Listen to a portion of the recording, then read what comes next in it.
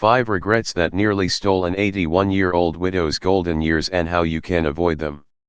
Imagine this: it's a chilly morning, the kind where the air smells faintly of frost and coffee's the only thing keeping you warm. You're 81, sitting at your kitchen table, an old oak one, scratched from decades of family dinners, sipping from a chipped mug. The house is quiet, too quiet, and as you glance at the stack of bills beside you, a cold realization hits: this place you've called home for 40 years. It's not yours anymore. Not really. The people you trusted most, your own kids, maybe a niece or nephew, have somehow, without meaning to, pushed you to the edges of your own life. That's where Martha, an 81-year-old widow, found herself one gray Tuesday. Not because of some soap opera betrayal with dramatic music and slammed doors, but because of small, everyday choices that piled up like snowdrifts over time, burying her golden years under regret. Martha's story isn't just hers, it's a whisper in the lives of millions of Americans staring down their later years, wondering how to keep them golden, not gray. Maybe you've seen it too: a parent who handed over too much, a grandparent who faded into silence, or even a friend who let life shrink after a loss.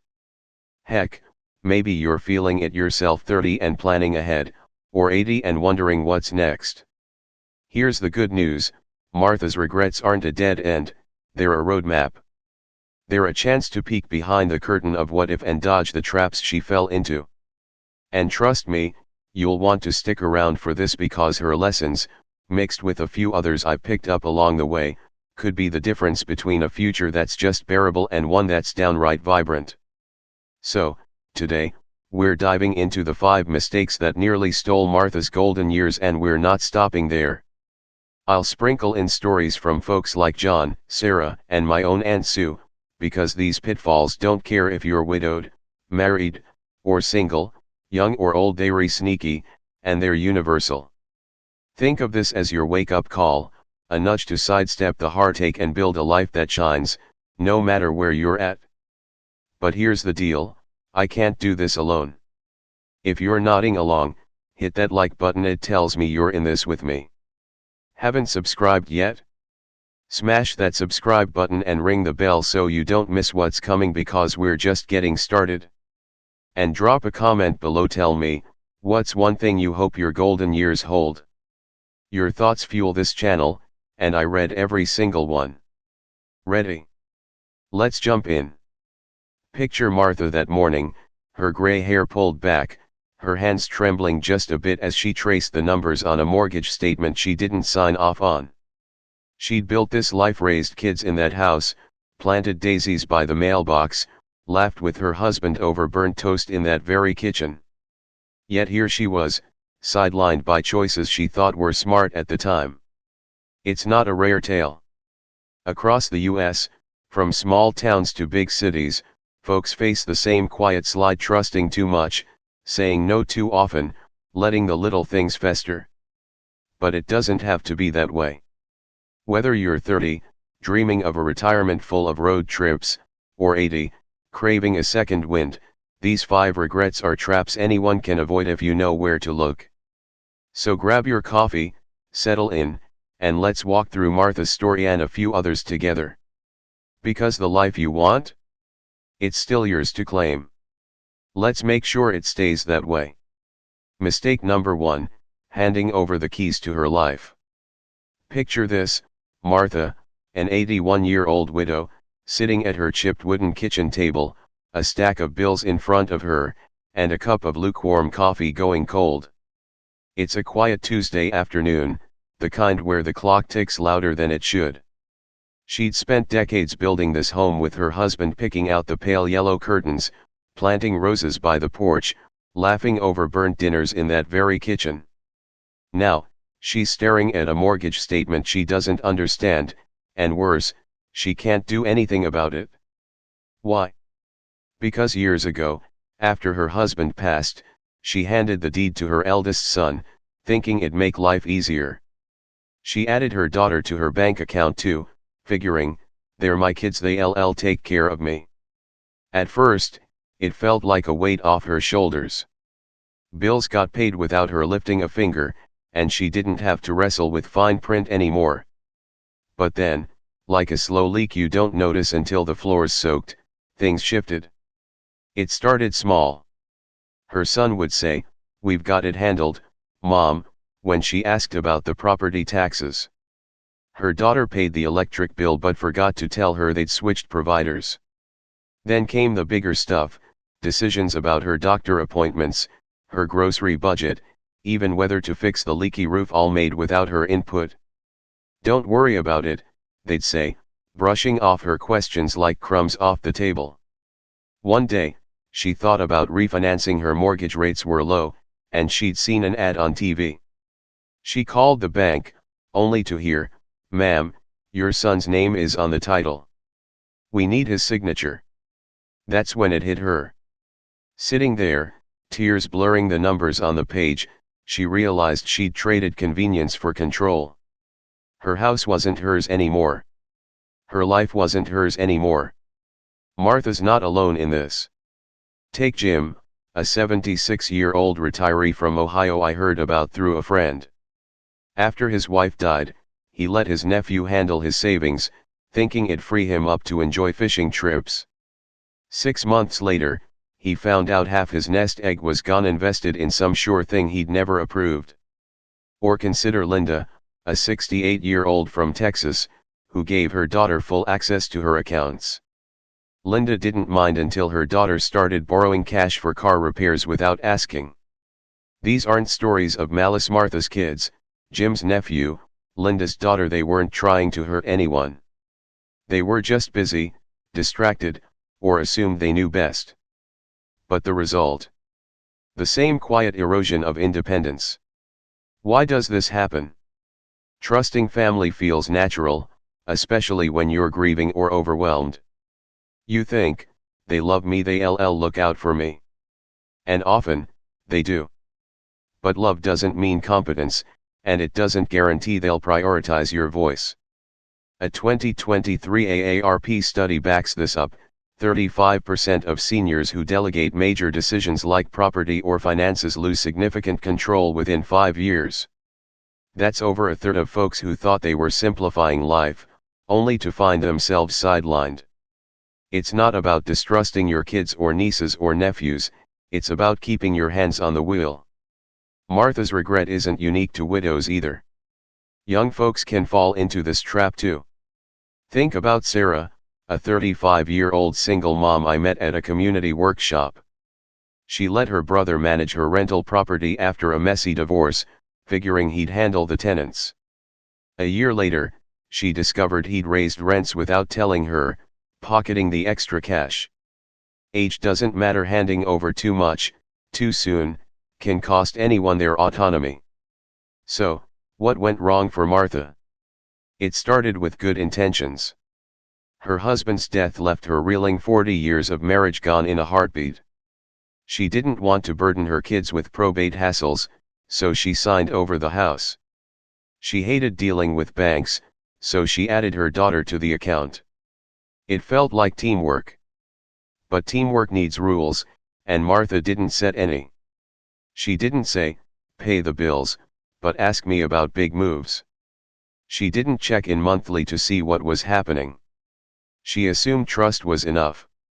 It wasn't. The day she cried at that kitchen table wasn't about money, it was about dignity. She'd built a life, raised a family, survived loss, and now she couldn't even decide to fix her own roof.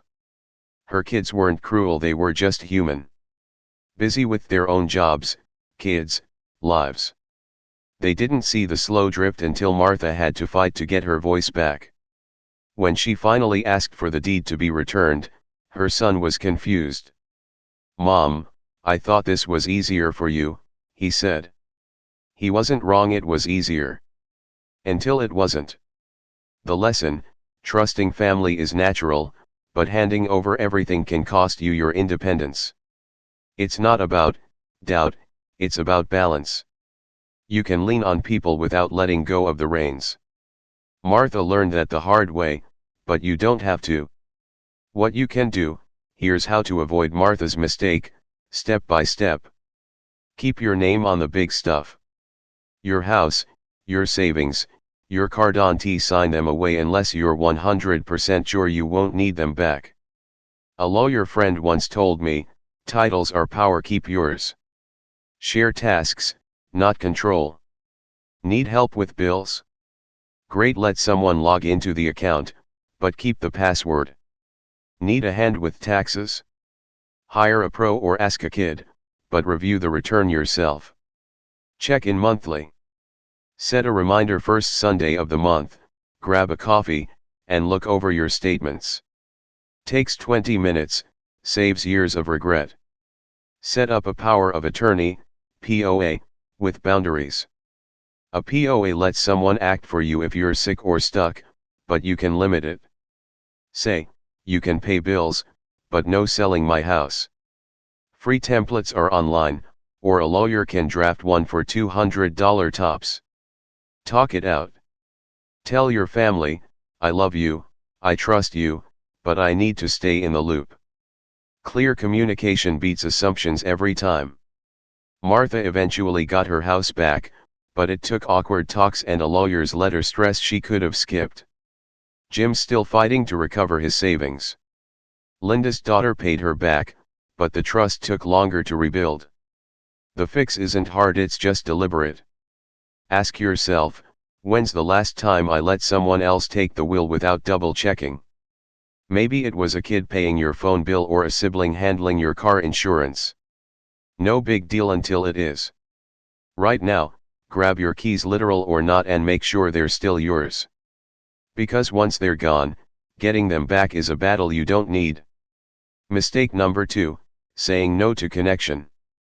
Martha's mailbox used to be a treasure chest after her husband's funeral, cards with cursive notes, flyers for grief groups, even a coupon for a free pie from the diner down the street. Her fridge groaned under the weight of casseroles from neighbors, each dish a warm hug in Pyrex. Friends called daily, her pastor stopped by, and her kids hovered like worried hens. But as weeks turned to months, the flood slowed to a trickle, then dried up. The phone stopped ringing. The casseroles were long eaten. Silence settled into her little house like an uninvited guest, curling up in the empty armchair where her husband used to read the paper. At first, she didn't mind. She needed the quiet to breathe, to grieve, to figure out who she was without him. Then came the invitations. A neighbor, Mrs. Jenkins, knocked one crisp fall day, her gray hair tucked under a knit cap. "We're starting a book club, nothing fancy, just coffee and a paperback. Join us." Martha smiled, picturing the cozy chatter, but said, "Not today, thanks." A week later, her church buddy Sue called. "I'll swing by Sunday, ride with me to service." Martha hesitated, then murmured, "Maybe next time." Her old friend from the quilting circle texted about a meetup. "Too tired," Martha replied, even though she'd just napped. They weren't big rejections, just soft little NOS, like closing a window an inch at a time. Soon, the knocks stopped. The calls faded. The texts dried up. She'd taught everyone she was fine alone. Except she wasn't. Dinner became a lean cuisine zapped in the microwave, eaten in front of Jeopardy reruns. The TV laughed for her, Alex Trebek's voice the only sound in the room. She'd shuffle to bed, the house so quiet she could hear the fridge hum. Loneliness didn't crash in like a storm, it tiptoed, draping her days in gray. She didn't cry about it, she just faded. John, a 78-year-old widower I met at a community center potluck, knows this trap too well. After my Ellen passed, he told me over a plate of lukewarm mac and cheese, I turned down coffee with the guys for a year. Said I was busy, but I was just hiding. By the time I said yes, they'd stopped asking. His blue eyes dimmed as he spoke. Now I eat most meals alone. Didn't mean for it to happen, it just did. The CDC says 1 in 3 seniors feel this kind of isolation, and it's not just sad, it's dangerous. Heart disease, depression, even dementia creep in when you're cut off. Loneliness isn't loud, it's a thief in the night. Martha's story echoes beyond widows. Think about Lisa, a 42-year-old single mom I know from my old neighborhood. After her divorce, she dodged happy hours with co-workers, saying she was too busy with the kids. 2 years later, she told me, "I don't even know who to call on a bad day." Or Mike, a 60-year-old bachelor in Florida, who skipped his high school reunion because nobody'd remember me. Spoiler, they did, but he'd already built his wall. Saying no too often isn't about age, it's about habit. For Martha, it started with grief. Losing her husband after 40 years felt like losing half her soul. She needed space, sure, but she didn't notice when space became a cage. Each no felt polite, strong, even like she was proving she could handle it. But strength isn't shutting people out, it's letting them in. By the time she realized her mistake, the silence was deafening. She'd sit on her porch, watching cars pass, wondering why no one waved anymore. They used to before she taught them not to bother. John hit the same wall. He'd been the life of the party once, grilling burgers, cracking jokes. After Ellen died, he didn't want pity, so he dodged the gang. "I thought I was sparing them," he said. "Turns out I was sparing myself from healing." Lisa and Mike had their own excuses: time, fear, pride. The result? The same slow fade. Dinner alone. Birthdays forgotten. Laughter a memory, not a sound. Martha's wake-up call came late, but it came. One day, flipping through a photo album, she found a picture of her and her husband at a block party, smiling, surrounded by neighbors. She missed that noise, that warmth. So she started small: a wave to Mrs. Jenkins, a yes to Sue's next offer. She even joined that quilting circle, her shaky hands threading a needle for the first time in years. It wasn't easy, rebuilding takes guts, but bit by bit, color crept back into her days. The lesson: saying no too often builds walls you didn't mean to put up. Connection isn't a luxury, it's a lifeline. Martha, John, Lisa, Mike, they all learned that too late. You don't have to. What you can do: don't wait for a photo album epiphany, start now. Wave first. Next time you're outside, smile at a neighbor. Costs nothing, opens a door. Say yes once. Coffee date, church, a walk, pick one thing this week and go. Join something. Gardening club, bingo night, a gym class, Google senior groups near me, or hobbies your town. Most are free or cheap. Pick up the phone. Call someone today 5 minutes, just to say hi. I called my uncle last week, he talked my ear off for an hour. Worth it? Set a rhythm. Make one day a week people day: lunch with a friend, a chat with a cousin. Routine beats loneliness. Martha's laughing again, not every day, but enough. John's back at coffee with the guys, cracking bad puns. Lisa's got a standing girls' night. Mike? He's planning that reunion next year. It's not about being social 24/7, it's about not disappearing. Ask yourself, when's the last time I turned down a chance to connect? Maybe it was a text you ignored, or a maybe later you didn't mean. Today, say yes to something small.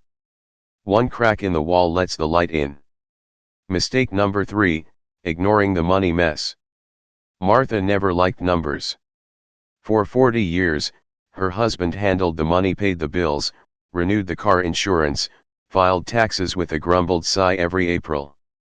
She'd cook dinner, he'd balance the checkbook.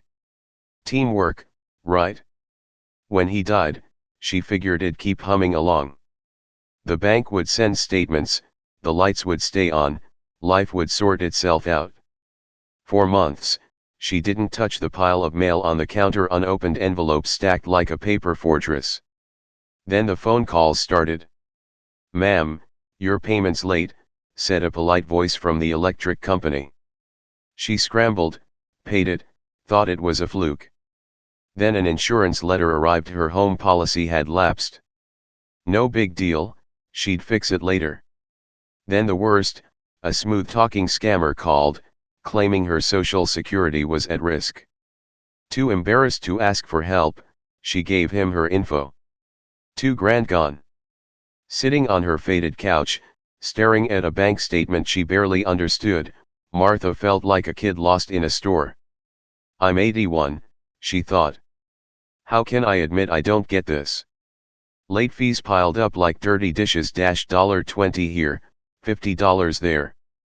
The scam left her savings gutted, and she didn't tell a soul. Pride swallowed her peace, one unopened envelope at a time. Contrast that with Sarah, a 70-year-old retiree I know from my old book club. After her divorce, she took a free financial class at the library 2 hours on a Saturday. She caught a billing error on her cable account that saved her $500. I felt like a detective, she laughed. Or take Ray, a 65-year-old from Georgia I met online. He ignored his finances after retiring, assuming his pension would cover it.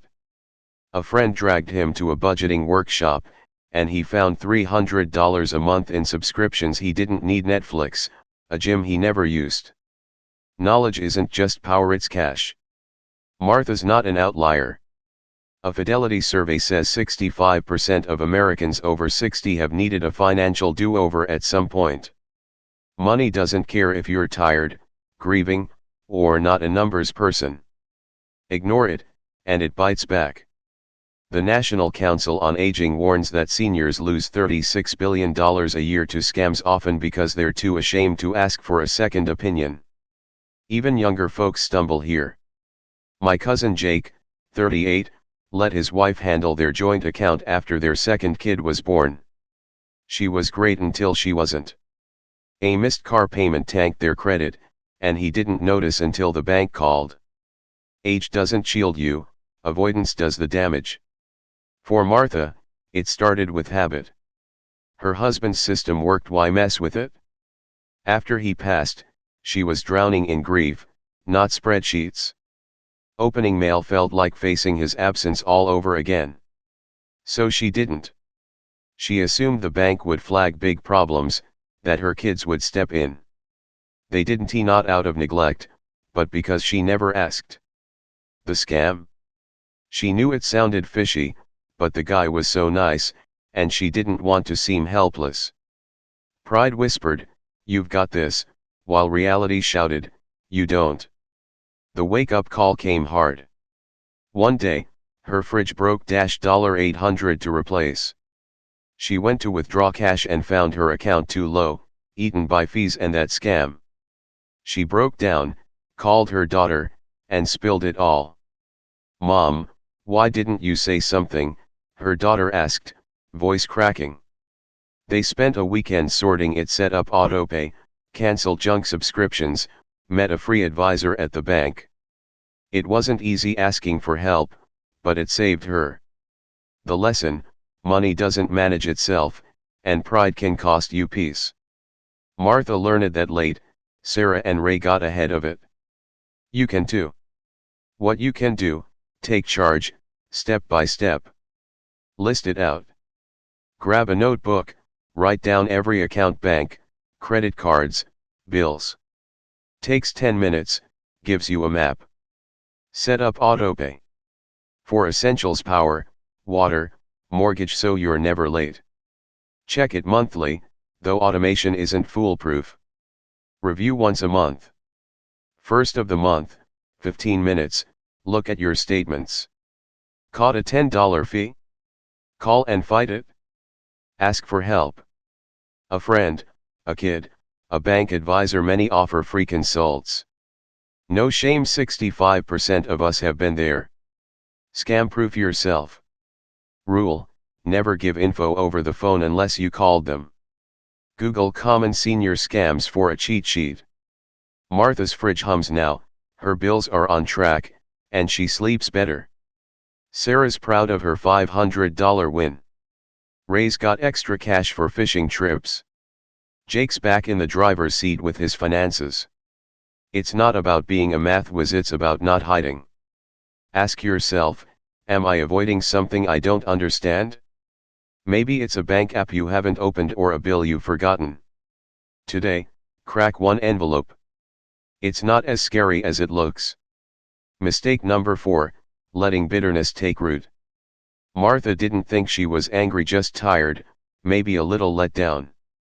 Her neighbor stopped dropping by after the funeral casseroles ran out. Her best friend missed the memorial, citing a work thing. Her cousin in Ohio hadn't called in years, not even a thinking of you text. Small stings, she told herself. She'd shrug, sip her tea, and move on. But inside, those stings festered. She'd replay old conversations in her head. She said she'd be there, why wasn't she? Like a record stuck on repeat. One afternoon, her grandson Timmy visited, all freckles and energy, chattering about school. He knocked over a glass of water, and Martha snapped, "Can't you be more careful?" louder than she meant. Timmy flinched, went quiet. That night, staring at the ceiling, she couldn't sleep. The spilled water wasn't the problem, it was the weight she'd been carrying, unspoken, for years. Tom, an 85-year-old vet I met at a VA picnic, knows this heaviness. After his wife died, he stewed over little things: his son forgetting Father's Day, a buddy bailing on their annual hunting trip. "I'd grumble to myself," he said, "and snap at folks who didn't deserve it." One day, he yelled at his dog for barking, sweet old Max, who just wanted a walk. "That's when I knew I'd let it grow too long." Bitterness isn't loud rage, it's a slow poison, turning disappointment into resentment, resentment into isolation. It's not just seniors. My friend Kelly, 45, held a grudge against her sister for missing her wedding 5 years ago. She had a sick kid, Kelly scoffed. Last month, she skipped her niece's birthday out of spite and regretted it. Or take Dan, a 50-year-old co-worker, who's still mad at his old boss for a promotion that never came. He gripes about it over beers, but it's eating him alive.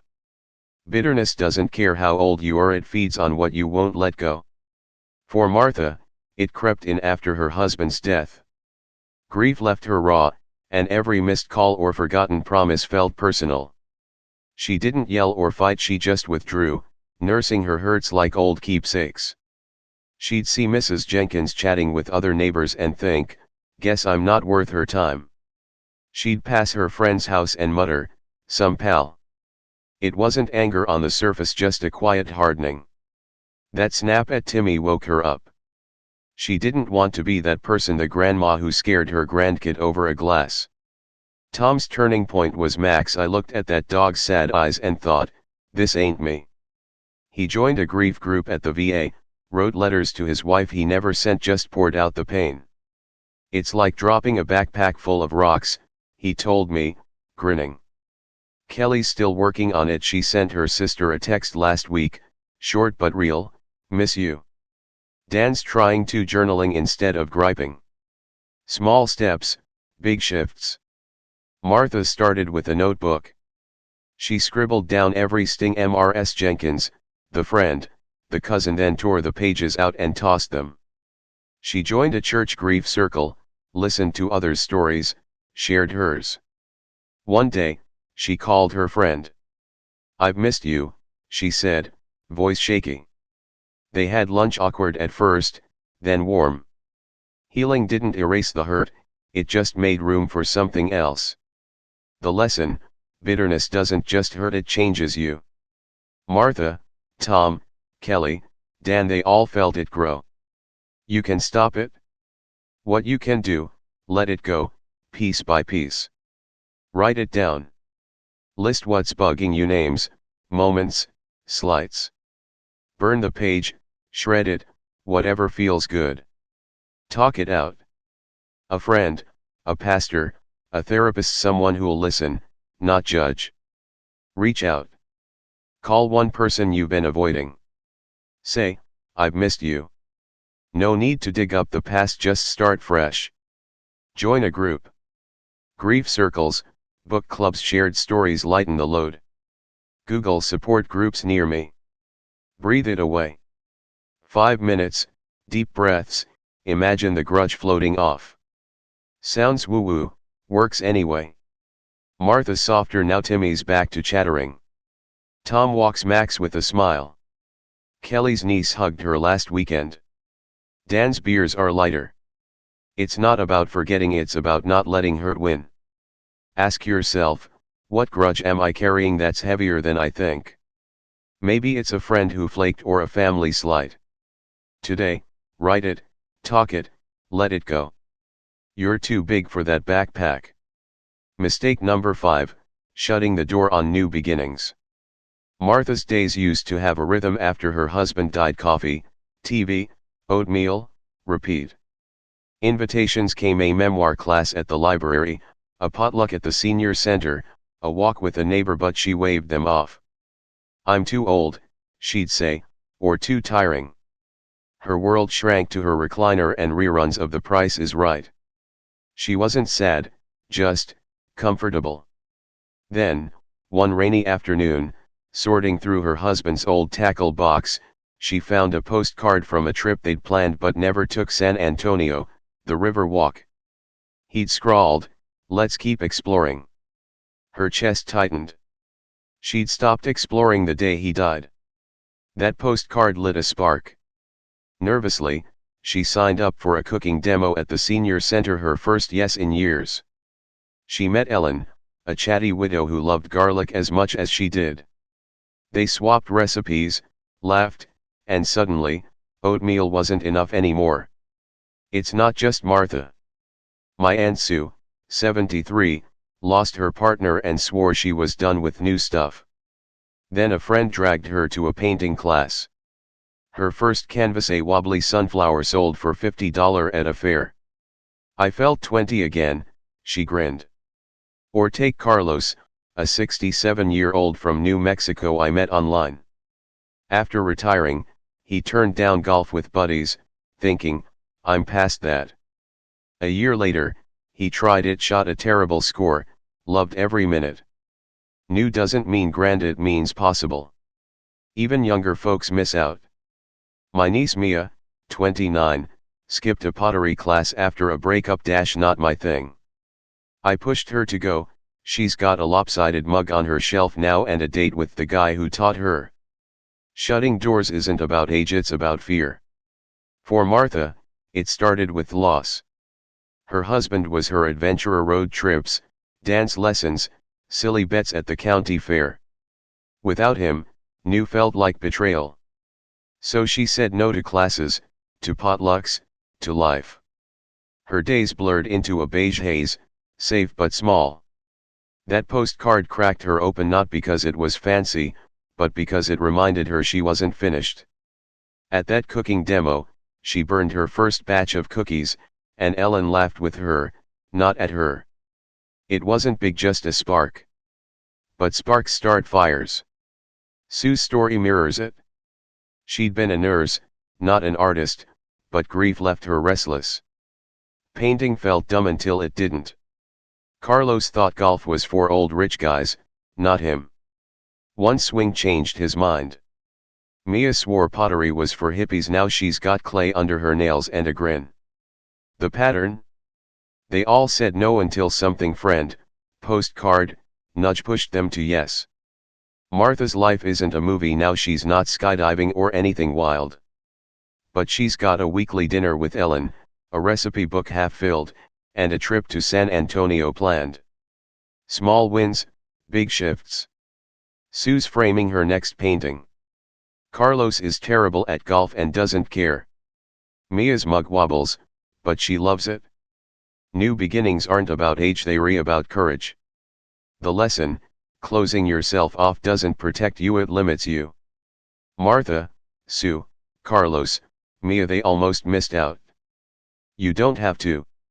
What you can do: open one door this week. Try something. A class: cooking, painting, dance. Check your library or rec center. Most are cheap or free. Walk with someone.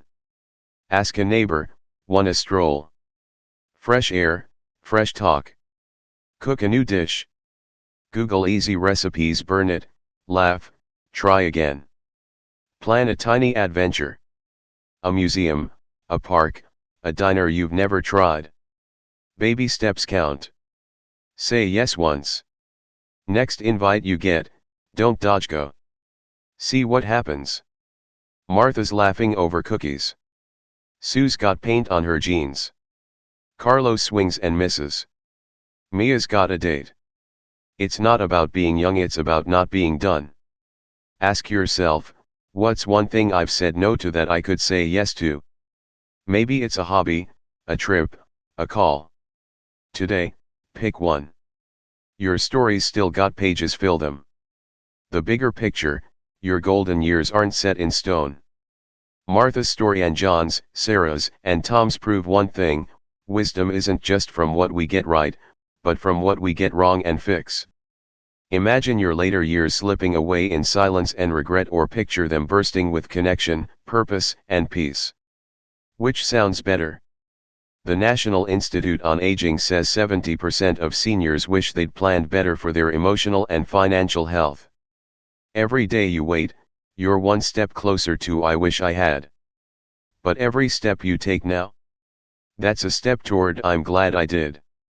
So here's your nudge: call a loved one today. Check your bank account. Sign up for that class. These aren't just tips, they re-invitations to reclaim your story, no matter your age. Let's talk about it. What hit home for you? Drop a comment below. Maybe it's #2 if loneliness feels familiar, or #5 if you're ready for something new. Share this with someone who needs it. Your support keeps us going. Haven't subscribed yet? Hit that button and ring the bell so you don't miss what's next. Let's make sure our golden years shine, not fade. See you in the comments.